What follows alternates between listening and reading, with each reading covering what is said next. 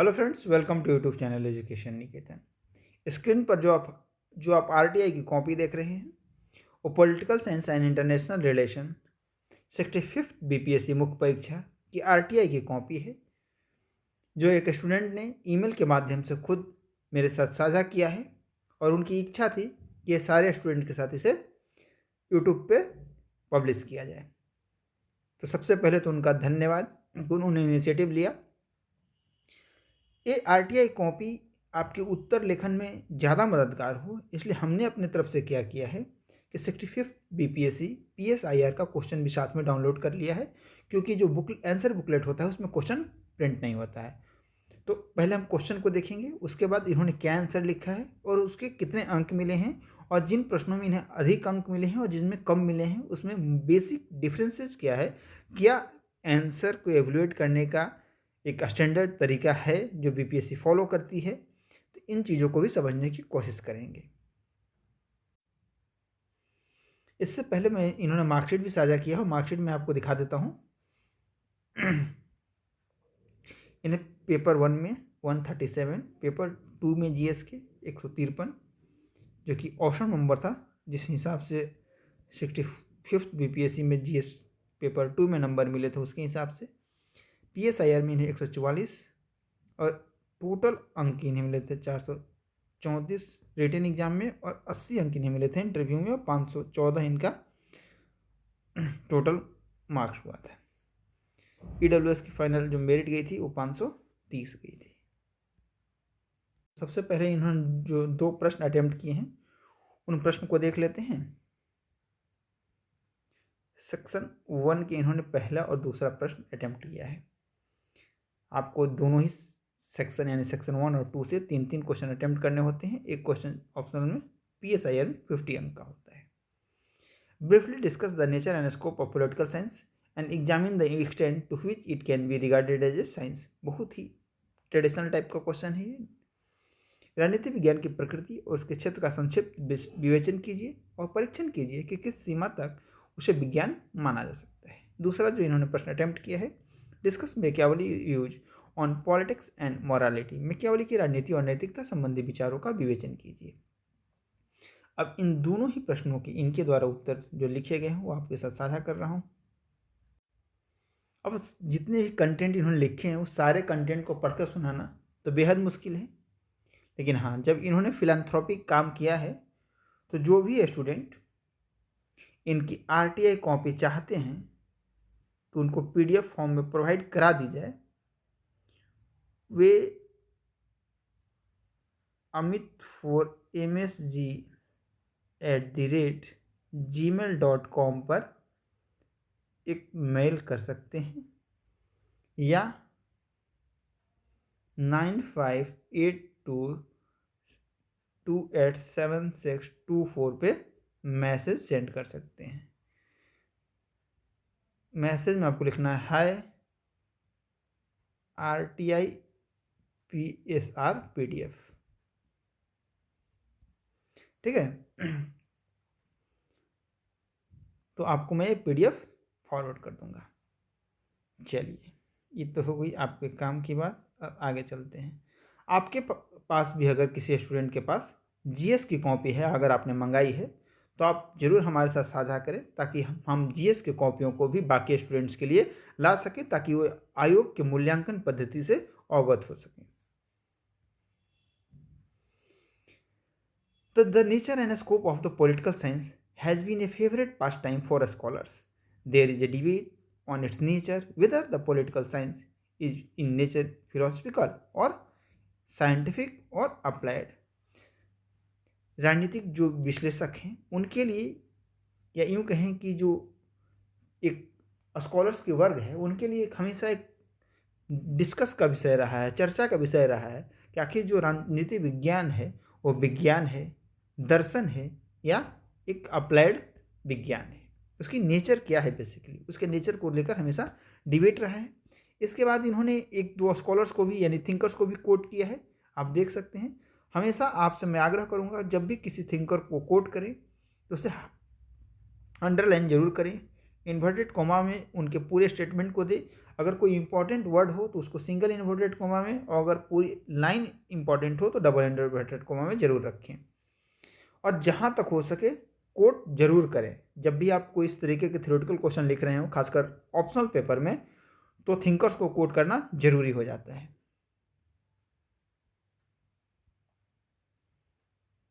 फिर उन्होंने मैकियावेली के प्रिंस बुक को कोट किया है। The Prince is the best book written on the state craft and management of power. After second world war there was behavioural revolution in this discipline to make it scientific and not just being a surrounded by armchair theories। ठीक है, अब आगे देखते हैं।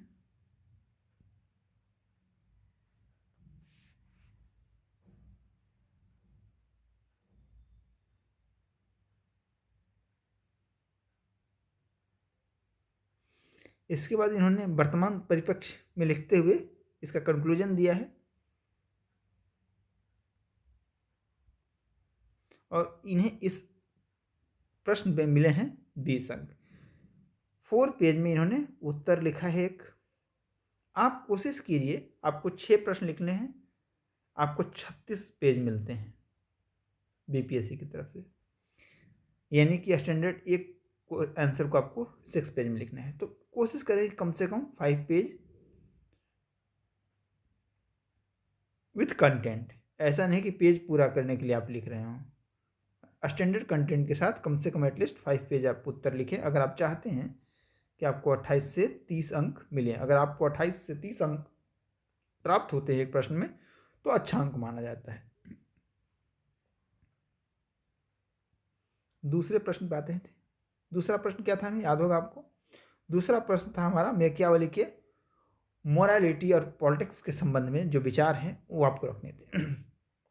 The Prince is the best book written on state craft and management of power by Machiavelli. देखो होता क्या है ना, अभी आगे मैं बताता हूँ।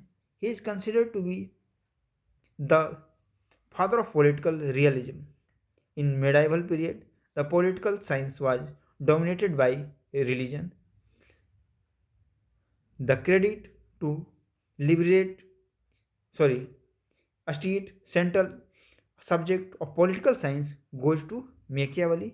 राजनीति को धर्म से अलग करने का अगर किसी राजनीतिक चिंतक को श्रेय जाता है तो किसे जाता है, मैकियावेली को जाता है।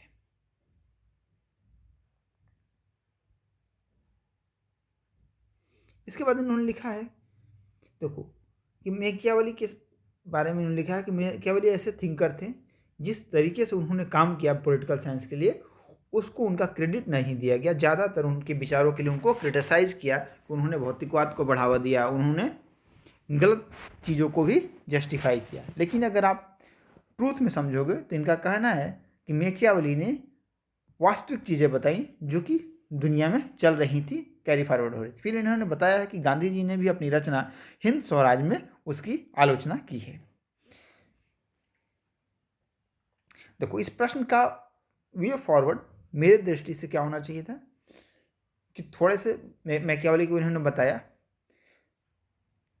ये बताते कि उस समय आखिर क्यों जरूरत पड़ गई मैकियावेली, मतलब जो पृष्ठभूमि थी, एक बैकग्राउंड होनी चाहिए थी कि क्यों जरूरी पड़ गई मैकियावेली को अलग अलग मोरालिटी को 2 तरीके से परिभाषित करने के लिए। यानी कि अगर इन्होंने फ्लो चार्ट बनाकर इस तरीके से मोरालिटी किंग के लिए अलग उन्होंने क्यों की, कॉमन पर्सन्स के लिए अलग क्यों की, उसमें क्या क्या चीज़ें थी, अगर एक फ्लो चार्ट भी इन्होंने समावेश किया होता, ठीक है, एक तरफ उनके पॉलिटी और दूसरी तरफ मोरालिटी के विचार, और मोरालिटी के विचार भी 2 तरीके से, किंग के लिए अलग और आम लोगों के लिए अलग, तो फिर और भी हो सकता है कि कुछ अंक बढ़ सकते थे। ये मेरा व्यक्तिगत विचार है।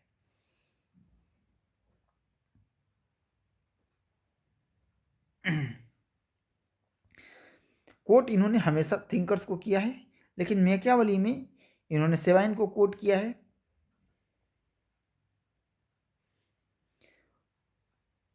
प्रिंस के अलावा इन्होंने शायद उनकी जो दूसरी रचनाएं थी उनका कोट नहीं किया है, जबकि इन्हें मैकियावेली की 1-2 और रचनाएं जो फेमस रचनाएं हैं उनका भी कोट मेरे हिसाब से करना चाहिए था। कौटिल्य से इन्होंने तुलना की है।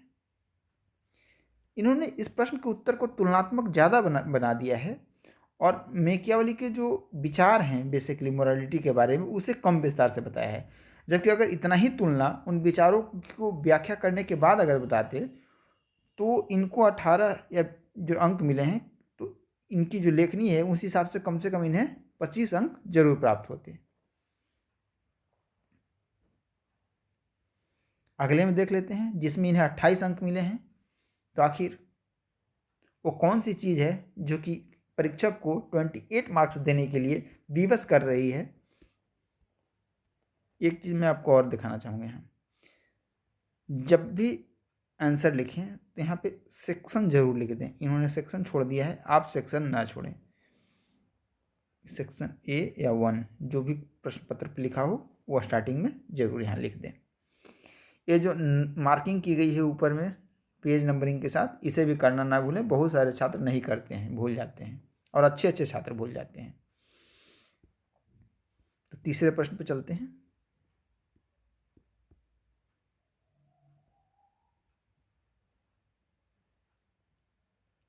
पहले तो तीसरा प्रश्न देख लेते हैं एक बार फिर से।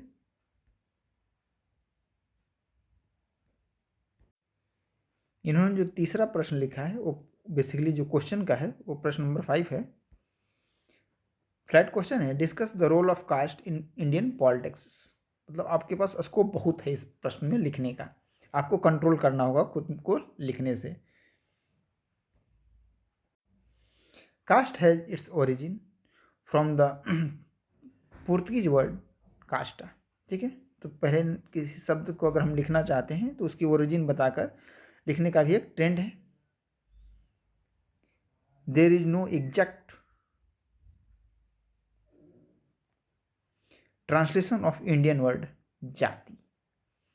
Western countries consider casteism as an equivalent to rationalism. According to इससे स्पष्ट नहीं हो रहा है, जेफरोल्ट लिखा है इन्होंने, Indians do not cast their vote rather they vote their caste. इन्होंने एक कोट किया है भारतीय जाति व्यवस्था और राजनीति से संबंध में कि Indian do not cast their vote rather they vote their caste. समझ रहे हो ना? Caste forms mesozoic of Indian politics. अब इन्होंने इसमें 2-3 जो मेजर थिंकर्स हैं जिनका जिक्र बिना कास्ट इन पॉलिटिक्स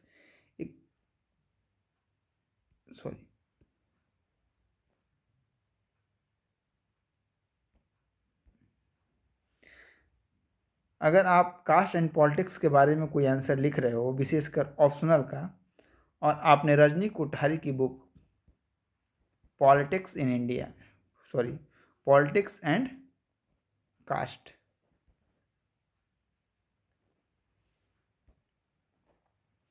यानी कास्ट पे जो इनकी रचना है उसका आप जरूर उल्लेख करें। युगंधर यादव यानी कि जो थिंकर्स हैं जिन्होंने कास्ट सिस्टम पे कास्ट के बारे में लिख रखा है उन 4-5 थिंकर्स का आप उल्लेख जरूर करें उन स्कॉलर्स का। इन्होंने किया भी है, अच्छे से पूरी बात लिखी है। रजनी कोठारी के अकॉर्डिंग कास्ट इन पॉलिटिक्स क्या है।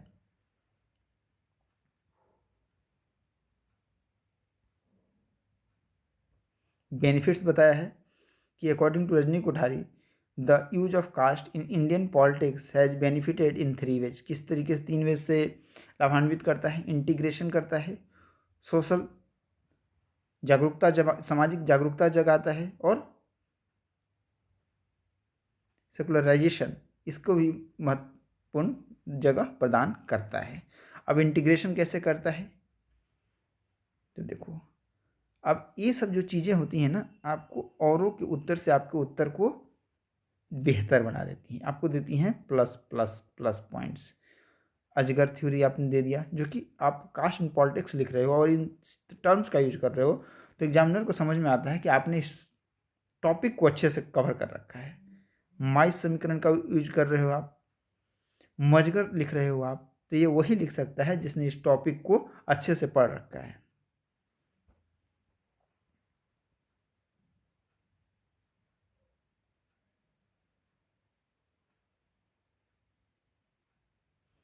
अब इन्होंने लिखा है आगे कि according to professor Rajni Kothari, caste is not just for ritual purposes but it has also strengthen for secular purposes. ठीक है, इसके बाद इन्होंने फॉरेन राइटर को कोट किया है, यानी आपने देखा कि प्रश्न के संदर्भ के अनुसार इन्होंने quotation, terminology, Rudolph and Rudolph, यानी कास्ट एंड पॉलिटिक्स आप लिख रहे हो उस पर प्रश्न कोई, आप Rajni Kothari, Yogendra Yadav, Rudolph and Rudolph इनका उल्लेख नहीं कर रहे हो तो आपका प्रश्न अधूरा हो जाता है। चाहे आप जीएस में भी लिख रहे हो, अगर कास्ट के बारे में कोई प्रश्न लिख रहे हो तो आपको रजनी कोठारी को कोट करना चाहिए, रुडोल्फ एंड रुडोल्फ को कोट करना चाहिए।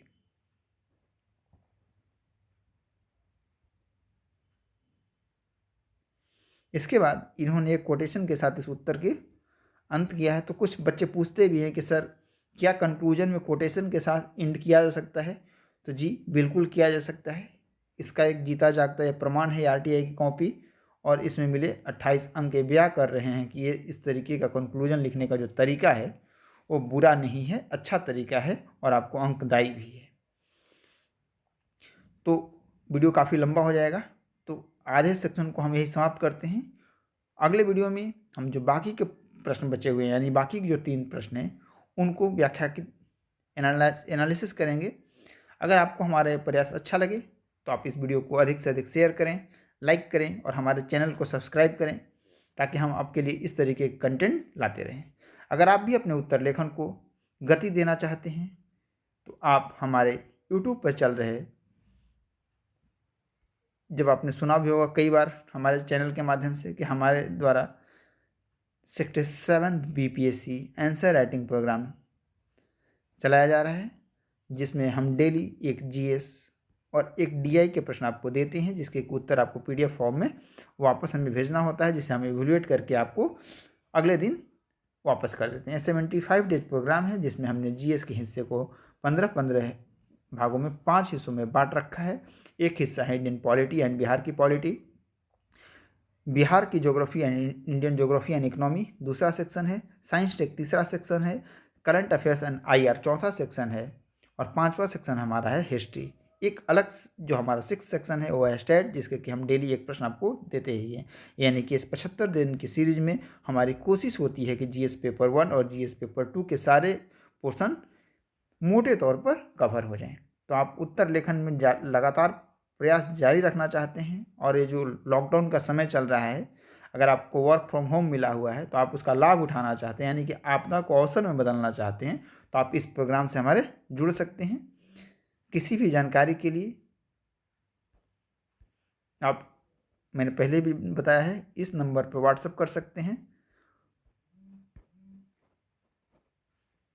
फ़ी मैं आपको बता देता हूँ, नया बैच शुरू हो रहा है 15 जनवरी से, जिसकी की फ़ी है 1500।